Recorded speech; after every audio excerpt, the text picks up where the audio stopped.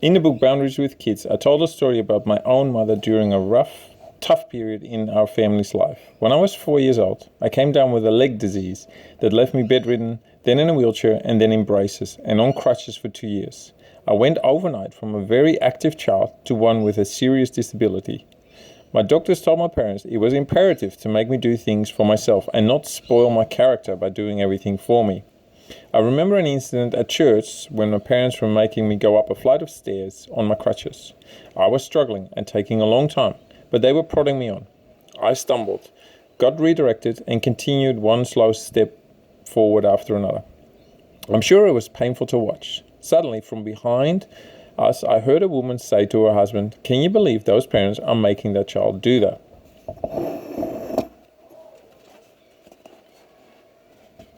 I don't remember what my parents said, but years later, I wondered how my mother did it. One of the most caring people I know, she is also one of the most caretaking, the kind who has difficulty making the dog go outside in the rain. I can only imagine what it was like for her to let a crippled child struggle through things she could have helped with. So years later, I asked her, "You're one of the most codependent people I know," I said.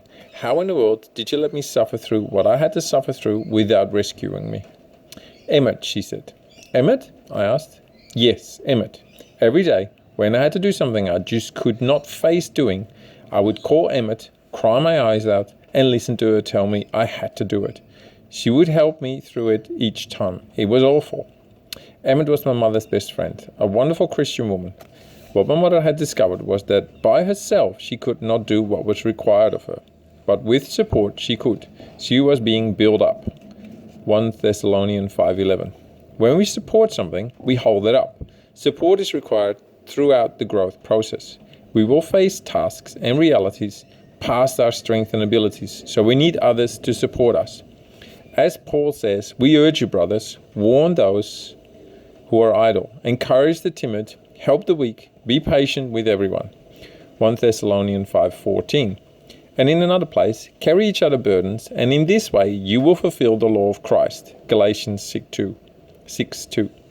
Support enables people to go through grief, trials, growth, and a whole host of other difficult times. Recently, I was having lunch with a friend I had not seen for years. She was doing wonderfully in her work as a lay worker with a church.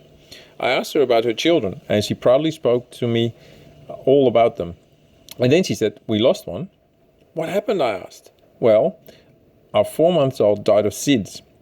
He just didn't wake up one day. My breath was taken away, and my heart sank. My own daughter was about that age at the time. I could not imagine how a parent could go through something like that. But here she was, a few years down the track, and doing well." My friend was talking about all God was doing in her life and how blessed and grateful she felt. I was really touched by her heart and where she was, so I asked her the obvious. "How?" I asked. "How did you make it through?" Her answer came immediately and with deep conviction. "The body," she said. She paused and then repeated it. "The body." She went on to tell me how their friends and the church community had come around them and had been there for them through the experience, holding them up when they were unable to hold themselves up and unable to take the next step. This was the answer to what I had been wondering. How could a parent go through the death of a child and come out as she did? How was that possible? Only through the body. For this is what the physical body does when one cell suffers. It sends healing to the injured part of the body. If you have a wounded arm, for example, the body sends antibodies, healing agents, fresh oxygenated blood, white cells, inflammation, anti-inflammatory agents, and so on to that limb. And they do their healing work. That was what had happened with my friend and her husband. There is no way to go through that alone. But as Jesus said, hell can throw whatever it wants towards us, even death. But his church, the body, can withstand it all. Matthew 16:18. There is nothing that can prevail against his church. Many people, however, find themselves cut off from the church and the healing and protective functions it provides. In their isolation, or at least the isolated growth plan they are using, they're easy prey for the gates of hell to overpower them. This is analogous, similar, to Jesus' story about the shepherd and his sheep. Luke 15, 3-7. Wolves do not attack an entire herd. They attack the one lamb that has wandered off the path. This is the one who is in danger. As Jesus said, we would leave the 99 to fetch and return the wandering one. When people try to grow spiritually and emotionally without the organic and metabolic function of the body, they are essentially off the path and subject to all the forces of death. And hell does have its way with them until they are returned to the connectedness and healing of the body. Consider these verses in this light. He has lost connection with the head, from whom the whole body, supported and held together by its ligaments and sinews, grows as God causes it to grow. Colossians 2:19. From him the whole body, joined and held together by every supporting ligament, grows and builds itself up in love, as each part does its work. The body of Christ heals itself just as a physical body does. Each part has a function in that healing, just as a physical body does.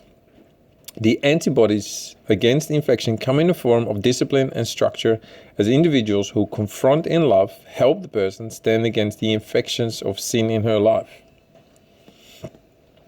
They put boundaries and limits up against the evil that has overtaken the person, either from within or from others. They help her stand. Others, with grace and love, bring healing into inflammatory agents to the wound. They mourn with those who mourn, Romans 12:15, and flush out the sickness.